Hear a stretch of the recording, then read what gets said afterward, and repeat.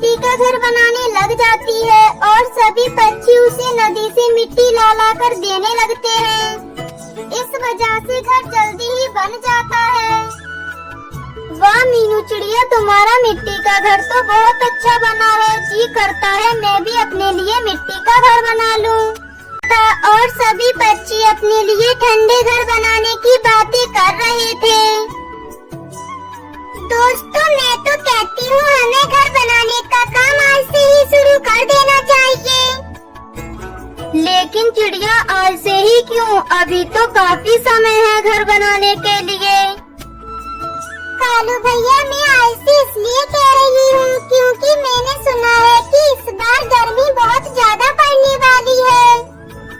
अगर हमारे घर जल्दी बन जाएंगे तो हम भयंकर गर्मी में आराम से रह पाएंगे।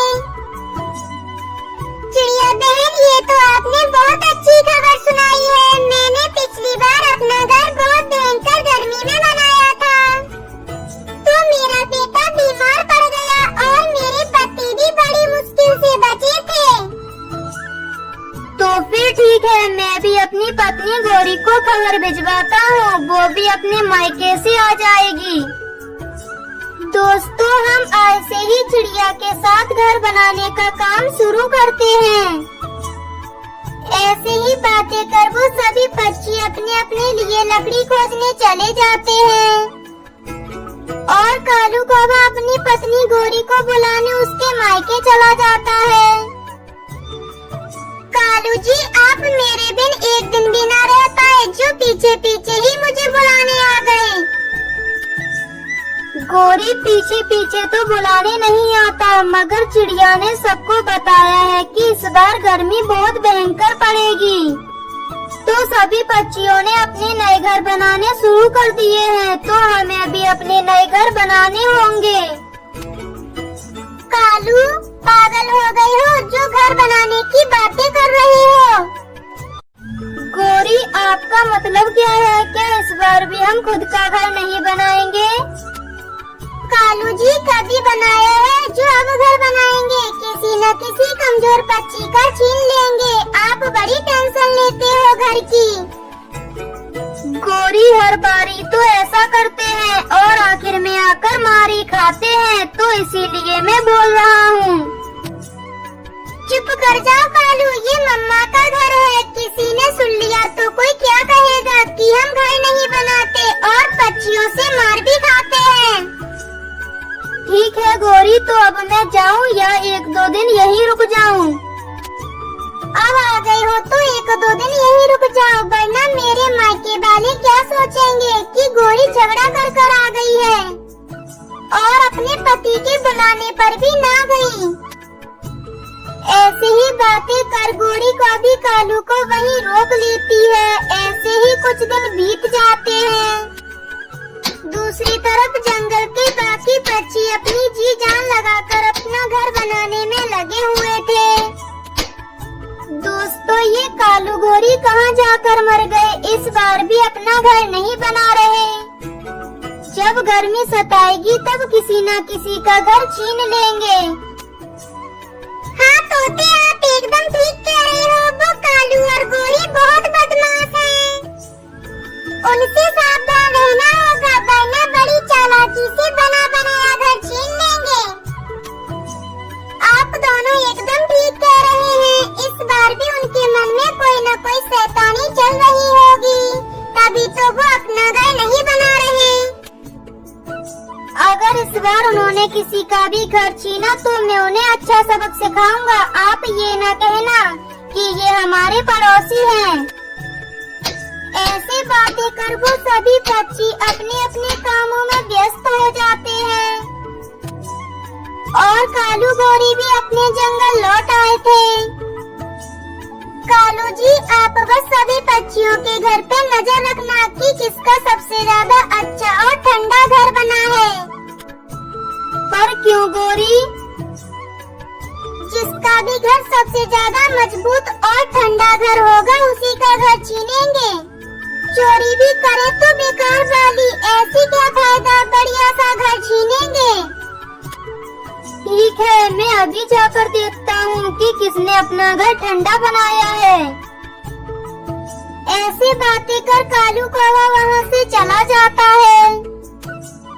वो बारी बारी सभी पक्षियों का घर देखता है। चिड़िया का घर सबसे ज्यादा मजबूत बना है, इसी का घर छीनेंगे। अभी जाकर गौरी को बताता हूँ। फिर कालू कौवा अपने घर आ जाता है और गौरी कौवे को बता देता है कि चिड़िया का घर सबसे ज्यादा मजबूत बना है।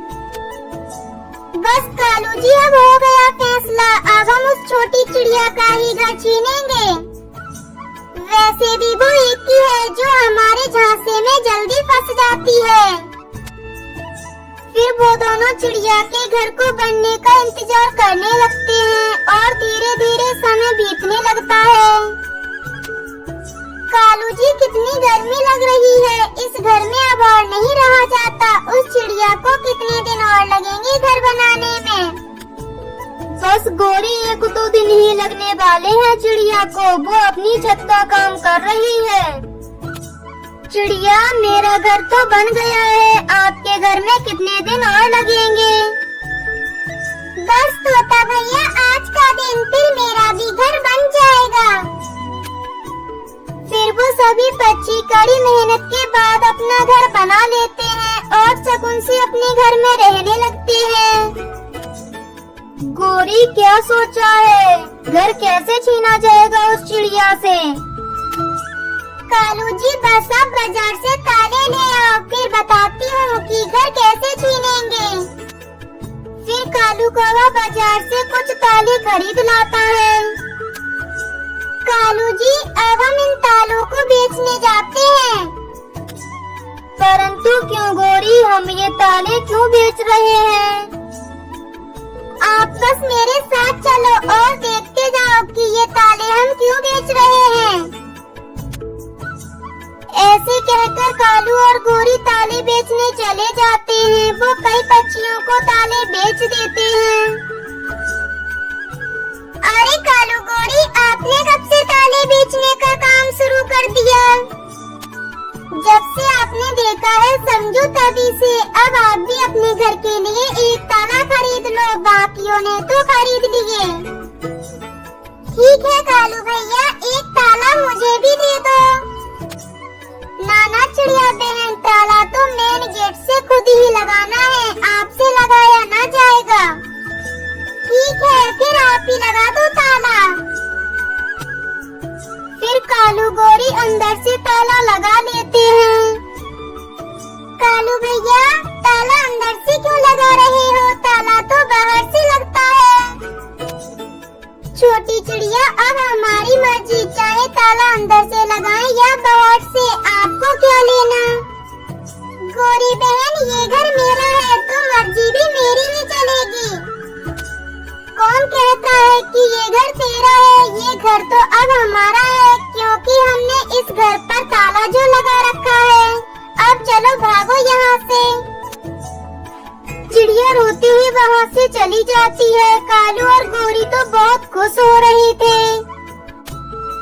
कालू जी, ये देखो, चिड़िया ने कितना सारा भोजन जमा कर रखा है। अब हमें भोजन खोजने की भी कोई जरूरत नहीं पड़ेगी, वो भी इतनी तेज गर्मी में।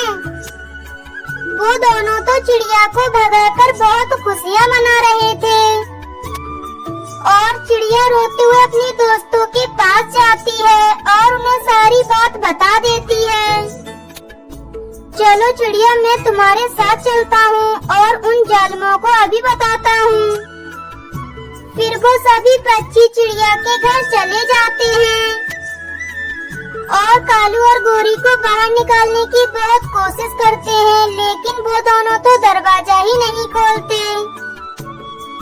तोता भैया, चलो यहाँ से, ये दोनों बहुत मक्कार हैं। अब ये दोनों किसी भी कीमत पर दरवाजा नहीं खोलेंगे। मैं अपने लिए कोई दूसरा घर बना लेती हूँ।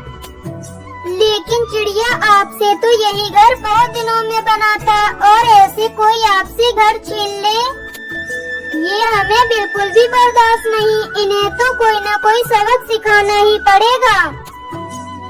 मैं अपने घर का ताला इनके घर के बाहर लगा देता हूँ। जब अंदर का भोजन खत्म हो जाएगा तो ये दोनों भूखे प्यासे मरेंगे और इनकी यही सजा होगी। वो सभी पक्षी ऐसा ही करते हैं और ताला लगाकर वहाँ से चले जाते हैं। परंतु चिड़िया, गर्मी तो बहुत तेज पड़ रही है, फिर तुम इतनी